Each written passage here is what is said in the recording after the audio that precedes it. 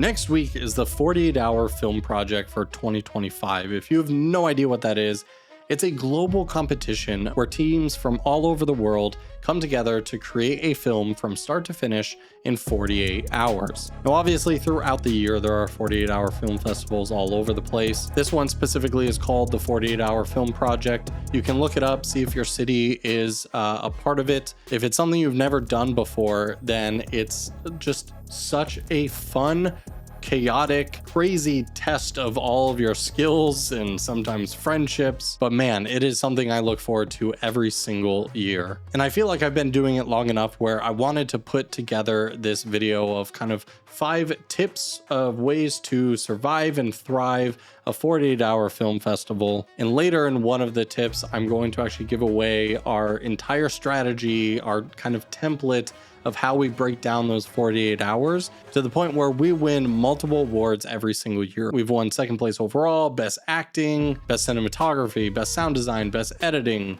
best VFX, best makeup. I could not be more proud of the team that I've had in the past, and this year is going to be even more stacked. Let's talk about it. Let's dive into the tips. All right, so tip number 1. Find a versatile and passionate team. Everything else fails if your team just sucks. Because so much is happening in 48 hours, it is good if you, especially if you have a larger team, to kind of define roles, get everyone in the position that they want, that they're good at, or if they just want to test it out. It depends what the vibe of your team is. But everyone should know that they're probably going to wear multiple different hats. For example, I'm DP, so obviously I'm doing things like camera operating, setting up lights, but I also may be gluing together props the night before a shoot. Like I said, my core group has been doing this for long enough where most of the people in the group, to be honest, aren't daily filmmaking professionals. What I've learned over the years is that it's just important that you have a good group of friends who can come and work well together. But to prep for these events, you're probably going to need to go outside of your kind of very warm market friend group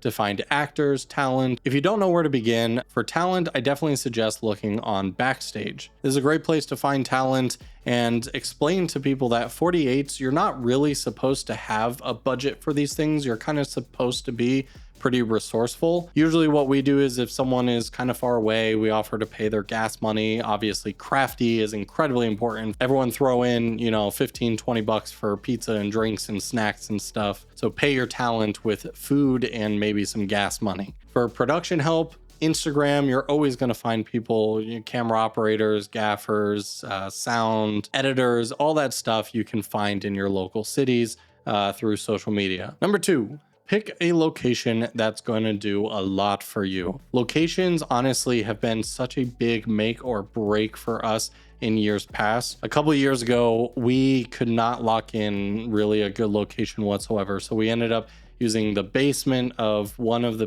people on crew's parents' house, which was very kind of them, obviously. But the problem was the basement was filled with a lot of like local sports team memorabilia, and it just did not fit the vibe of the characters of which house it was supposed to be. We tried various things of taping up like pictures to cover up the decals because we couldn't take those off, shooting in creative angles to keep things pretty tight and confined to one small area. We did the best that we could, but we definitely all look back on that film and be like, man, the story was decent, the delivery of everything was decent, but the location just really made us struggle. But you also want to be careful not to go the opposite way. If you found a location that's really far away, if you have multiple locations that are far away, hard to get to, whatever, you're going to lose a lot of time. So I used to have a single location rule. Now I've kind of expanded it to like 1 to 2 locations. I honestly think is perfect. And so with those 1 to 2 locations, you want to find a space that does a lot for you. Maybe it does a lot for you in terms of visual impact, where you don't need to spend a lot of time lighting, set dressing. For example, like bars and restaurants, if you can get someone to let you come in late at night or before they open, maybe they're closed on weekends. But if you can find a place like that to come in and film, you already have this location that, if it fits your story, is already set dressed because it's a real restaurant, a real location. That's a lot different than being like, oh, I'm going to convert my kitchen into this restaurant where you're probably going to spend hours laying out props and signage and all this different stuff. And locations is one of the things that you can prep for. So many things with 48s you're not allowed to prep for. You're not allowed to start writing any scripts. You don't know what genre you're going to have. You don't really know what your story's going to be. So locations can be a little hard, but definitely I would say get like 5 locations that you know will work for any genre, that if you need them, they are ready to go for that weekend. Number 3 has to do with post-production. Get your assets ready. I think a lot of people have so much fun on the production side of things that sometimes when it comes to editing, you forget that that usually takes longer than the actual filming of the project.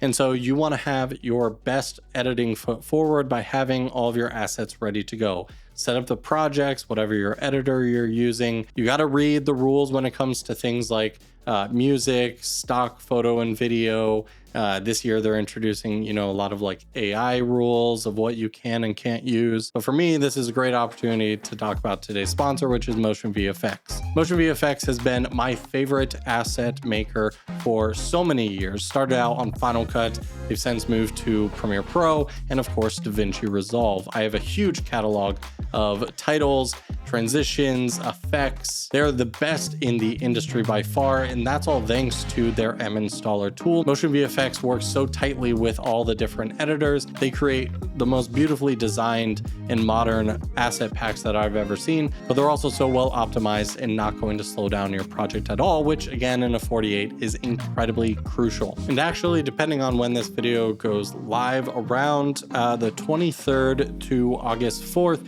they're going to be running some insane promotional deals, up to 50% off for their various different plugin packs. So as we prepare for these 48s and you want to have assets, titles, credits, overlays, effects, all this stuff ready to go, there's never been a better time to check out Motion VFX. More details and everything, of course, will be in the top link in the description below. All right, so number 4 is what I've been really excited to talk about. This is kind of our exact team strategy kind of breakdown of the 48 hours. And so much of it came from the first year or two, I think 2017, 2018, we ended up having to turn in a film that was not color graded. I don't even think I had time to slap on a Rec 709 conversion. We literally had to export this log profile. It was horrible. So don't let that happen to you. Here is the strategy that we do. So Friday night around 7 p.m., you will get your genre, your character, the props, all that sort of stuff. So there you can start your conceptualizing. Now our team has grown quite a bit. So we've really started to define the roles. There were a couple of years where we had too many cooks in the kitchen, and then we were up till like 1 a.m. still trying to figure out a concept and story. So this year we are really cracking down on just a small, like 2 to 4 people max, really coming up with the story and concept. And then once they develop that story, hopefully by maybe around 10-ish p.m., then Ian will get to work on writing the specific script. He can kind of do all the nitty-gritty details and formatting by himself. At this point, me and camera department, everyone is talking about the locations, or prepping all the gear, the cameras, getting batteries charged, lighting stuff, cars packed, ready to go, because Saturday is our big production day. We try to fit all filming in on Saturday. This has been such a crucial thing for us in years past. Whatever the day needs, all of talent, we're like, block off all Saturday, get ready to go. So by morning time, usually we'll start call time usually around 8 or 9. So hopefully talent's waking up early to a nice fresh script that they'll have to very quickly, credit to talent who can memorize lines and develop these characters internally very, very quickly. But once filming is complete at whatever time, which is usually in the later evening, then most people go back to home, get actually a decent rest Saturday night. And then me, Michelle, and this year and past year, my friend Christian will come back here and we will do a rough cut. This has been another really key component to our success.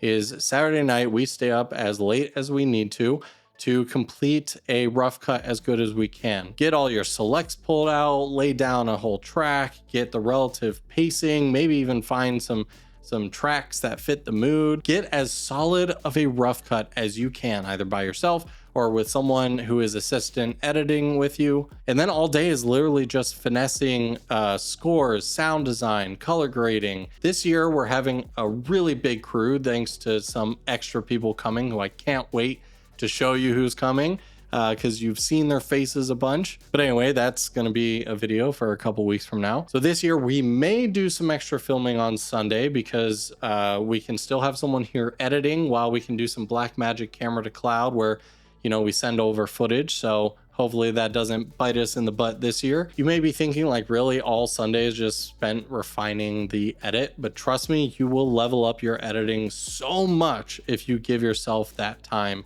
And then we have to export it by Sunday and upload it. It used to be you'd bring a USB drive to a physical location.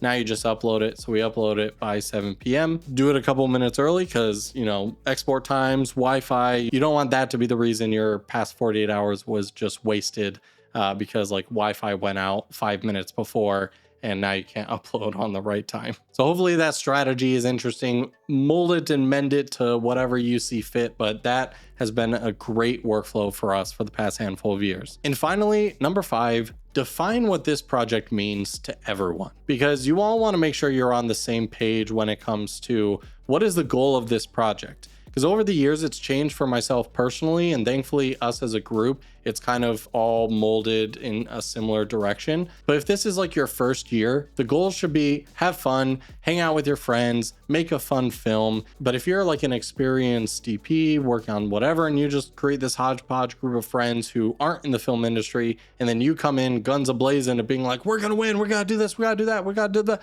you're going to throw off the whole vibe and you may lose some friends over competitions like this. Other years, I'm focusing on 1 or 2 things for my skills. For me personally, the past couple of years, it's been like really elevating my lighting. So setting up lights in different ways. And thankfully this year, we've all kind of had this conversation. And because we won 2nd place overall last year, we're all just like, we need to win this year. So everyone has the same head of like, nothing's personal. We all just need to focus on what we do best so that we can create the best film possible. So this year, my group is definitely feeling a little bit more competitive, but to me, it feels like we're even stronger as a team because of it. And everything feels more refined because we've all been doing this so long together. I'm really excited. But if this is your first year, don't worry about winning. Just have fun. It's such a good time, I think. And let me know down in the comments below if any of you have done 48s before. Maybe leave some links to your past 48-hour films for inspiration for the rest of us. Hopefully this video was helpful to you all. Thanks so much for watching. See you guys in the next video.